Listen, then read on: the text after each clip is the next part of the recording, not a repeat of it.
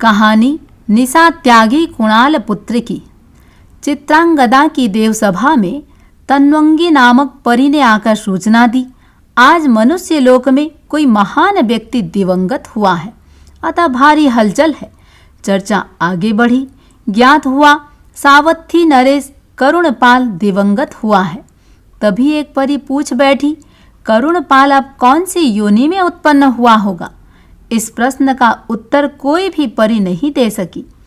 सभी ने निर्णय किया कि हमें सर्वज्ञ अंगगुप्त से इस प्रश्न का समाधान लेना चाहिए। परियां उनके पास पहुंची। सर्वज्ञ ने बताया, करुणपाल मनुष्य भाव से वैमानिक देव हुआ है। चित्रांगदा ने पूछा, उसने ऐसे कौन से शुभ कार्य किए थे गुरुदेव? सर्वज्ञ बोले, करुणपाल निशा त्यागी था। 5 वर्ष की अवस्था से ही उसने रात्रि भोजन का त्याग कर दिया था। जीवन भर कभी उसे खंडित नहीं किया। उसी के फलस्वरूप वह पहले देवलोक में महर्धिक देव बना है। सभी परियों को सुनकर आश्चर्य हुआ। चित्रांगदा ने फिर जिज्ञासा व्यक्त की, मुनिवर, क्या वर्तमान में भी कोई छोटी अवस्था का बालक निशा त्यागी है? सर्वज्ञ बोले, है क्यों नहीं।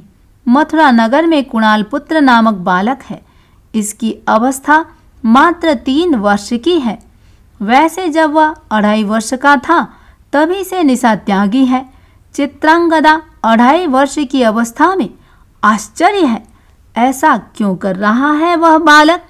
सर्वज्ञ ने समझाया, रात में खाना रोग को बढ़ाना है, अधर्म का पोषण करना है। कुणाल पुत्र ने 6 माह पूर्व एक मुनि के दर्शन किए थे, तभी उसे जाति स्मरण ज्ञान उत्पन्न हो गया था।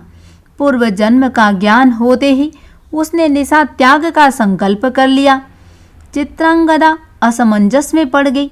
3 वर्ष का अबोध बालक क्या संकल्प साधेगा? सर्वज्ञ के पास से वह सीधी मनुष्य लोक में बालक कुणाल पुत्र के पास जा पहुंची। उसने कुणाल को दिन भर में अनेक वमन करवाए। उसका पेट खाली हो गया। रात्रि को उसे जोरों की भूख लगी। माँ ने औषधि और भोजन का आग्रह किया, पर कुणाल ने ग्रहण नहीं किया और वह भूखा ही बिस्तर पर लेटा रहा। जब सभी हार कर सो गए तो चित्रांगदा ने कुणाल पुत्र के कमरे में नाना प्रकार के स्वादिष्ट भोजन थाल में सजाकर उसके आसपास ही रख दिए। कमरे में व्यंजनों की सुगंध फैल गई। कुणाल पुत्र भूख से करवटें बदल रहा था। भोजन की सुगंध से वह चौंका। उसने उठकर देखा, पास में नाना व्यंजनों से भरा थाल पड़ा है। उसने तुरंत मुंह फेर लिया। उसका मन विचलित नहीं हो सका।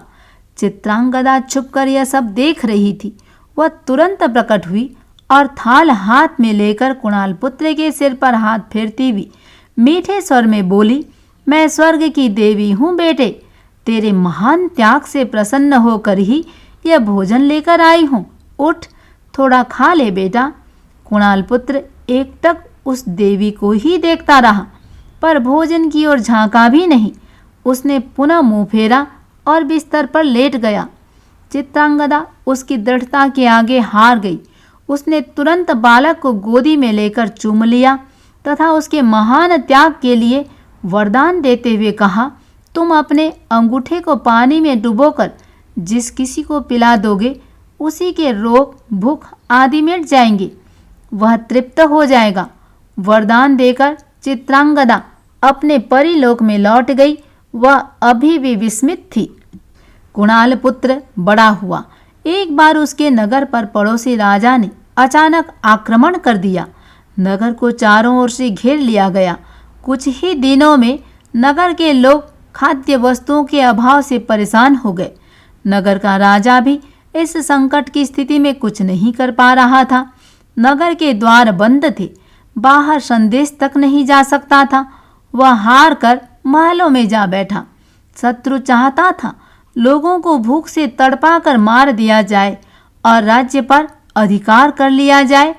उस समय कुणाल पुत्र अपने अंगूठे के स्पर्श युक्त जल से अपने परिवार को तृप्त कर रहा था। शहर में जब हाहाकार मचा तो वह अपने पिता के साथ राजा के पास जा पहुंचा। राजा को अपने अंगुष्ठ का चमत्कार दिखाया और उत्साह दिलाया कि लोगों की क्षुधा एवं चिंता का निवारण मैं करूंगा। शत्रु का सामना करने की तैयारी आप करें।